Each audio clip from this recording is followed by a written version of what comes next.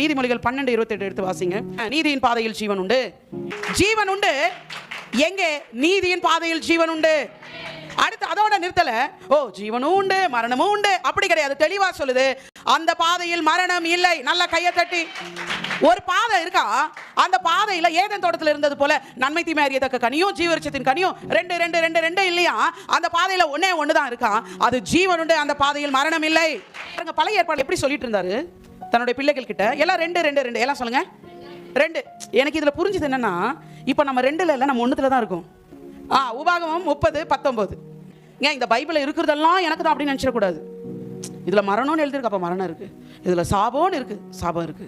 நீ சடுதியிலே சாவாயின்னு இருக்கு.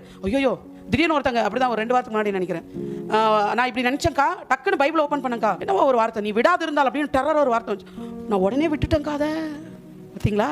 இந்த இப்படி ஓப்பன் பண்ணா அப்படிதான். இப்படி ஓப்பன் பண்ணக்கூடாது.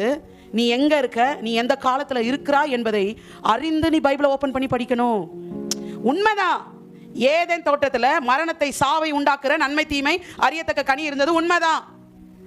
ஜீவனை கொடுக்கிற ஜீவவிருட்சத்தின் கனியை கொடுக்கிற மரம் இருந்தது உண்மைதான். ஆனா அது யாருக்கு முன்பாக? ஆட்டுக்குட்டியானவர் அடிக்கப்படாமல் இருந்த ஆதாமுக்கு முன்பாக. அடுத்து நியாயப்பிரமாண ஒரு கூட்டம் இருந்துச்சுன்னா, நியாயப்பிரமாணத்துல இந்த கூட்டத்தை பார்த்து தான் சொல்றாரு என்னன்னா, நான் ஜீவனையும் மரணத்தையும் ஆசீர்வாதத்தையும் சாபத்தையும் உனக்கு முன், இதை படிச்சணும். ரெண்டும் நமக்கு முன் இல்ல. யார் இடத்துல அப்படி சொன்னார்? உனக்கு முன் வைத்தேன். அவர் சொல்றாரு, உங்கள் மேல் வானத்தையும் பூமியும் என்று சாட்சி வைக்க, ஆகையால் நீயும் உன் சந்ததியை பிழைக்கும்படிக்கு நீ ஜீவனை. பாருங்க, நியாயப்பிரமாணத்துக்கு உட்பட்டவர்களுக்கு முன்பாக கூட இந்த 4 விஷயத்தையும் வச்சுட்டு அவர் சொல்றாரு, ஆனா என்னுடைய, நான் ஒன்னு சொல்லட்டுமா, 4 இருக்கு, பெஸ்ட்டை சூஸ் பண்ண சொல்லட்டுமா? ஜீவனை சூஸ் பண்ணிக்கொண்டாரு. அப்ப ஆதியில இருந்து அவர் நோக்கம் என்ன? அன்னைக்கு ஆதாம் கிட்டே சொன்னார், அந்த ஃப்ரூட்டை சாப்பிடாது சொன்னாரா? இங்கே சொல்றாரு, ஜீவனை தெரிந்து கொள். சபையானது இன்றைக்கு ஜீவனை தெரிந்து கொள்ள வேண்டும். இப்ப எல்லாம் ரெண்டு. ஆதாமுக்கு முன்பாக 2 இருந்தது.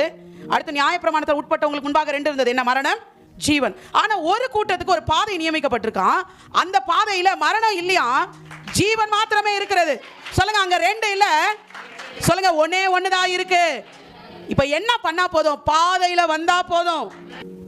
இல்ல மரணம் வந்தாலும் வரட்டும், மரணத்தையும் நான் சூஸ் பண்ண போறேன், நான் ஜீவனையும் சூஸ் பண்ண போறேன். இல்ல, நீங்க மரணத்தை சூஸ் பண்ண முடியாது. ஏன்னா அந்த பாதையில மரணமே இல்லை. என்ன இருக்கு அந்த பாதையில?